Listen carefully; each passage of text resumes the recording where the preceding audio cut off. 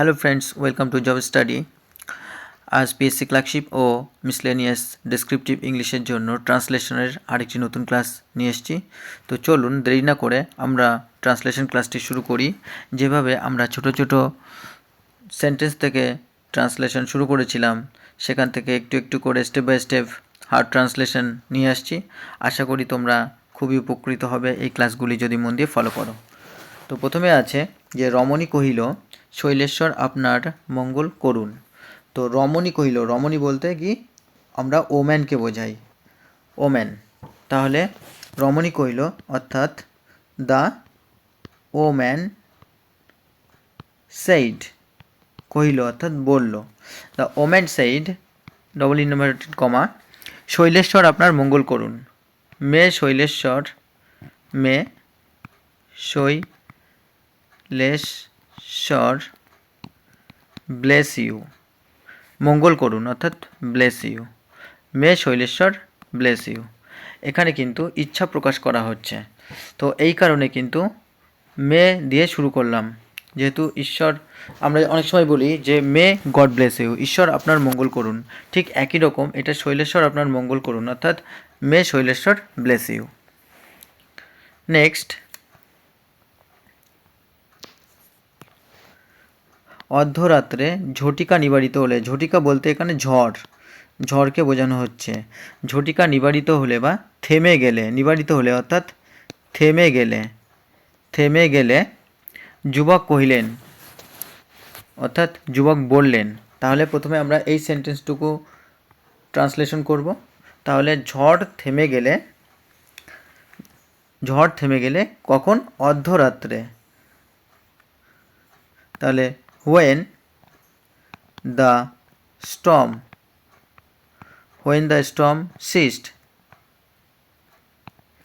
ceased অর্থাৎ থেমে গেল, when the storm ceased at midnight, কখন? মধ্যরাত্রে, মিড নাইট। প্রতিটা সেন্টেন্সকে ট্রান্সলেট করার আগে সেটাকে খুব ভালো করে বুঝে নিতে হবে।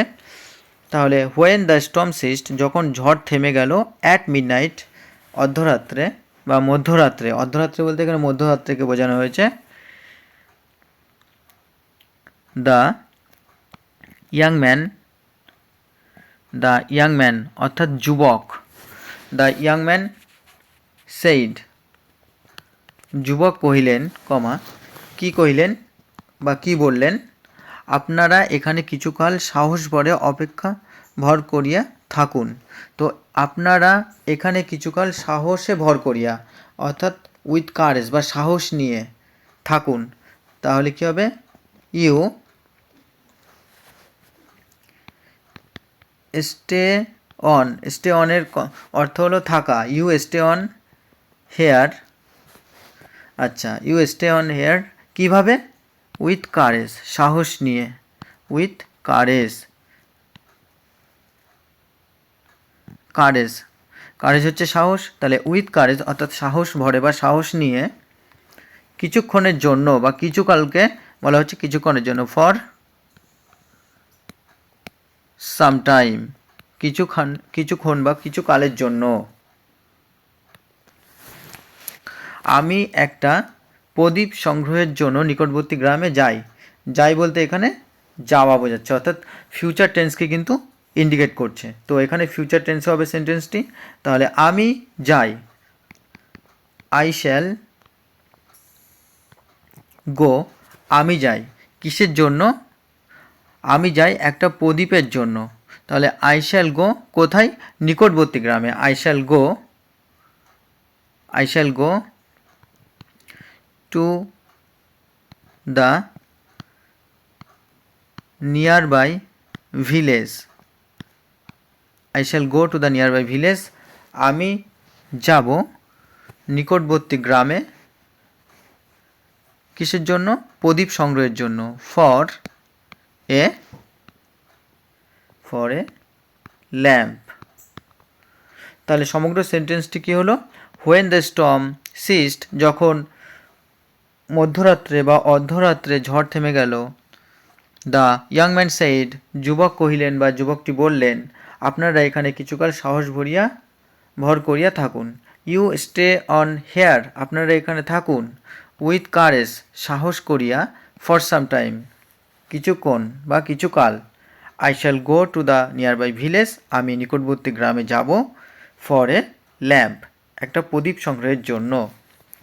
তাহলে আমরা যদি প্রতিটা সেন্টেন্সকে স্টেপ বাই স্টেপ যদি ভেঙে ভেঙে ট্রান্সলেট করি তাহলে কিন্তু যে কোনো ট্রান্সলেশনই আমাদের কাছে ইজি হবে।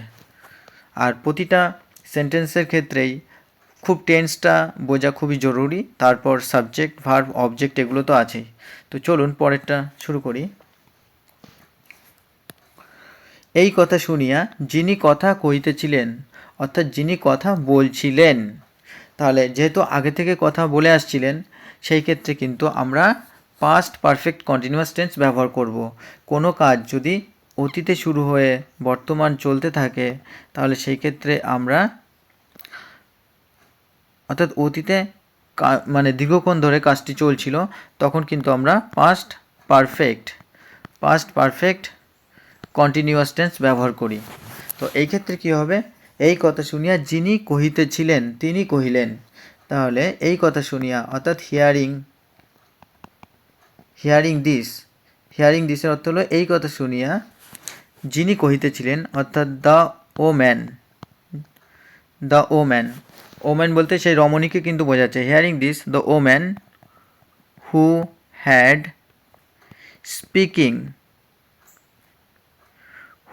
স্পিকিং, যিনি কথা বলছিলেন, সো লং, এতক্ষণ ধরে, সেইড, তাহলে hearing this the woman who had speaking so long said, বললেন বা কইলেন তিনি, স্যার অর্থাৎ মহাশয়, গ্রাম পর্যন্ত যাইতে হইবে না, অর্থাৎ গ্রাম পর্যন্ত যাওয়া প্রয়োজন নেই। স্যার ইউ নিড নটের অর্থ হলো প্রয়োজন নেই। ইউ নিড নট গো, আপনার যাওয়ার প্রয়োজন নেই। টু দ্য ভিলেজ, গ্রামে বা গ্রাম পর্যন্ত আপনার যাওয়ার প্রয়োজন নেই। তাহলে পুরো সেন্টেন্সটি হলো হিয়ারিং দিস, এই কথা শুনে, the woman who had speaking so long, যিনি এতক্ষণ ধরে কথা বলছিলেন, সেইড বললেন, sir you need not go to the village, আপনার গ্রাম পর্যন্ত যাওয়ার প্রয়োজন নেই। পরের সেন্টেন্সটি দেখি। এই মন্দিরের রক্ষক একজন ভৃত্য অতি নিকটেই বাস করে। এই মন্দিরের রক্ষক একজন ভৃত্য, তাহলে আমরা প্রথমে সাবজেক্ট কি লিখব, এই মন্দিরের রক্ষক, অর্থাৎ দ্য ম্যান, সেই মানুষটি, দ্য ম্যান হু ইজ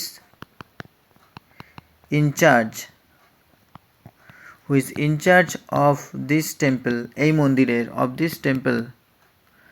মন্দিরের, তাহলে কি হলো, the man who is in charge of this temple, সেই মানুষটি যিনি এই মন্দিরের রক্ষক, তাহলে তিনি কে, ইজ এ সার্ভেন্ট হচ্ছে ভৃত্য বা চাকর যাকে বলা হয়। তিনি এই মন্দিরের ভৃত্য, অতি নিকটেই বাস করেন, লিভস নিয়ার বাই, কাছেই বা নিকটে বাস করেন, লিভস নিয়ার বাই, তিনি কাছেই থাকেন।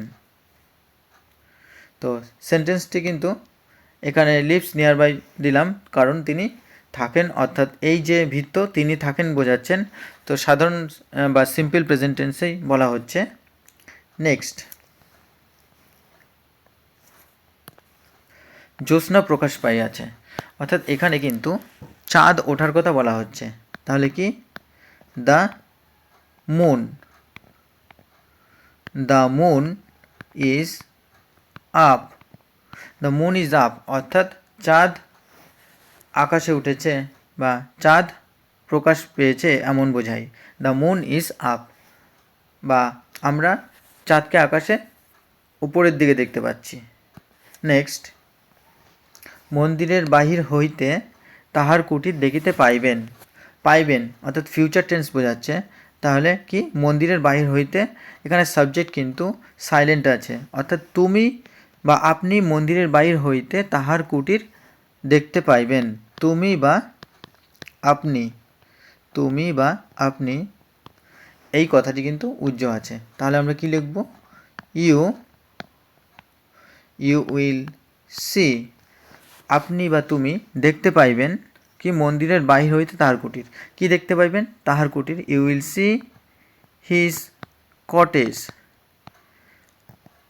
You will see his cottage, আপনি বা তুমি তাহার কুটিরটি দেখতে পাইবেন। কোথা থেকে? From outside, from outside the, from outside the temple, অর্থাৎ মন্দিরের বাইরে হইতে বা বাইরে থেকে।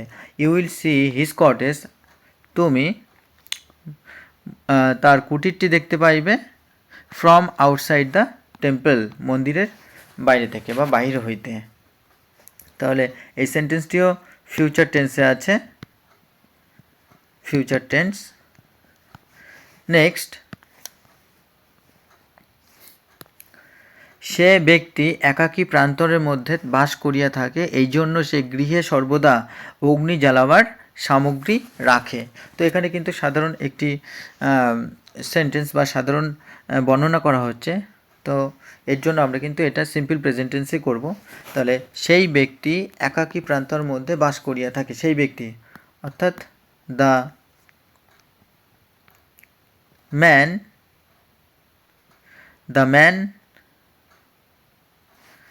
সেই ব্যক্তি একাকী প্রান্তরের মধ্যে বাস করিয়া থাকে। তাহলে দ্য ম্যান লিভস, থাকে কেমনভাবে? অ্যালন, ইন দিস প্লেস, এই জায়গায়। The man lives alone in this, আচ্ছা একাকী প্রান্তর যেহেতু বোঝাচ্ছে তাহলে হবে lonely place, lonely place. The man lives alone, একাকী থাকেন, ইন দিস লোনলি প্লেস, এই একাকী প্রান্তরে বা একাকী জায়গায়।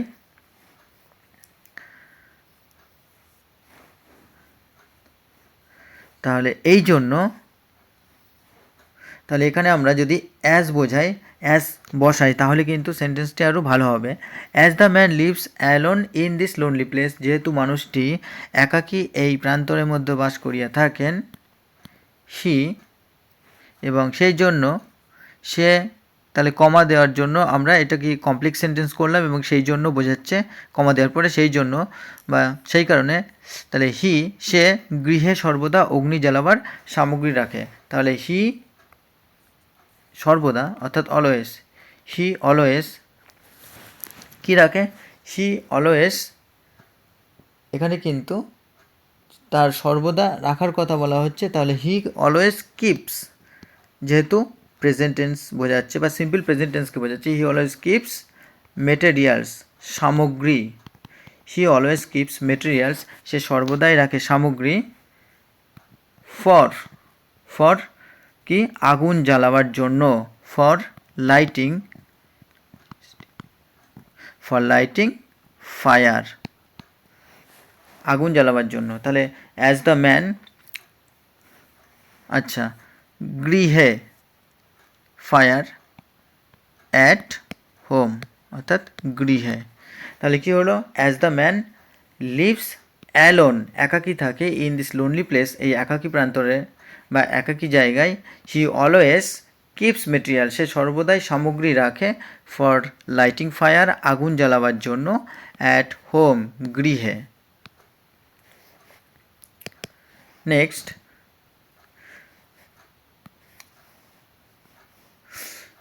তো বন্ধুরা আজকে ছিল এই একটি ইম্পর্ট্যান্ট ট্রান্সলেশন। তো আশা করি তোমাদের ক্লাসটি ভালো লেগেছে।